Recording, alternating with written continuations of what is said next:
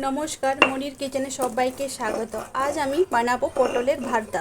আর পটলের ভর্তাটি আমি কী করে বানিয়েছি বা কেমন করে বানিয়েছি, কী দিয়ে বানিয়েছি সেটাই আপনাদেরকে শেয়ার করব।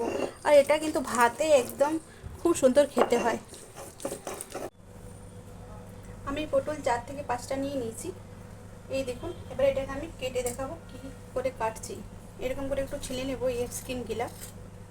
এই দেখুন, ধীরে ধীরে করে।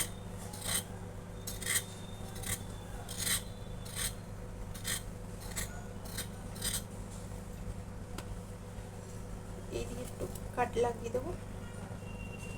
এইদিকে এই পটলের এই তরকারিটি যদি খান খুব সুন্দর লাগবে। আর এই মাঝে আমি এটাকে হালকা করে 4 ভাগ করে দেব।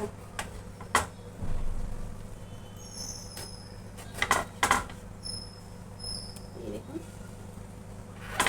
এরকম করে সব পটলগুলো আমি কেটে নেব। এই দেখুন, আমি একটা পটলের 4 ভাগ করে নিয়েছি। আর এটা বীজটা যদি দরকার না হয়, কেউ খেতে পছন্দ করেন না, বার করে ফেলে দিতে পারেন একে। এই দেখুন, আমি বার করে ফেলে রেখে দিয়েছি সাইডে।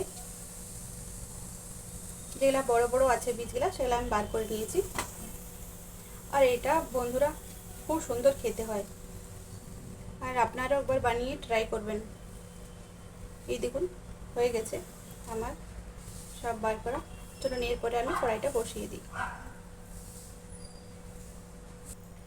কড়াইটি আমি বসিয়ে দিয়েছি। 1 চামচ আমি সরষের তেল দিয়ে দেবো। আপনারা চাইলে সাদা তেলেও করতে পারেন। আর সরষের তেলের এটি স্বাদ খুব সুন্দর হয়। আর এতে আমি একটু কালো জিরে দিয়ে দেবো। তেলটা গরম হয়ে যাক, তারপরে আমি কালো জিরে দিয়ে দেবো। আমি একটু হিং দিয়ে দেবো এর আগে।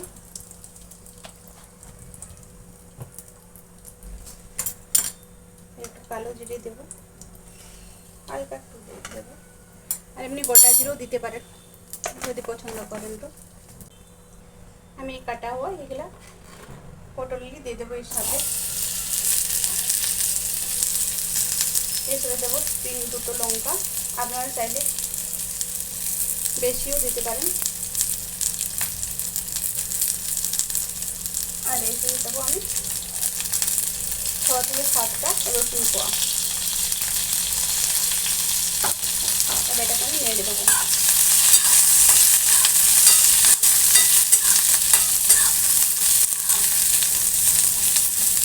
একটু ভাজা ভাজা হয়ে যাবে। আমি এতে স্বাদ মতো একটু নুন দিয়ে দেবো।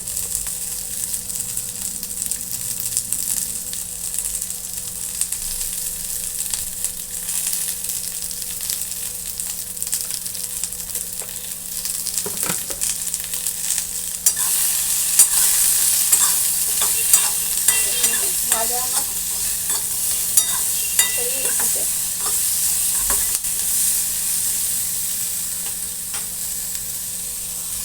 এটা একটু ভালো করে ভেজে নিতে হবে পটলগুলোকে, কারণ এর যে টেস্টটা হবে যেন কাঁচা কাঁচা না আসে ভালো করে না ভাজলে। এই দেখুন, আমার প্রায় ভাজা হয়েই গেছে। 10 থেকে 15 মিনিট আমি ভেজে নেবো এটাকে। এই দেখুন, আপনারা এতে লঙ্কা রসুন বেশি করে দিতে পারেন।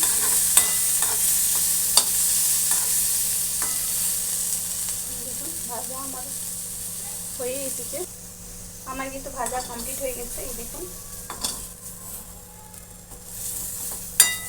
এবার আমি এটাকে একটু ঠান্ডা করে নেব। আমি এবারে এই শিলেতে দিয়ে দেবো এটা, যেটা ভেজে রেখেছিলাম পটলটাকে।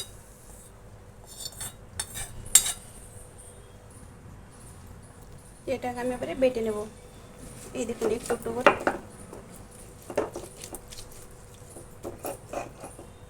হালকা হালকা করে বেটে নেব এটাকে।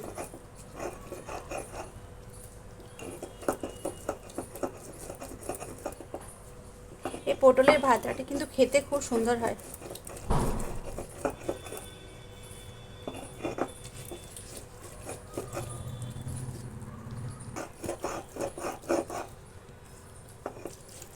এই দেখুন, 1 থেকে 2 বার আমি এরকম করে বেটে নেব এই ভর্তাটিকে।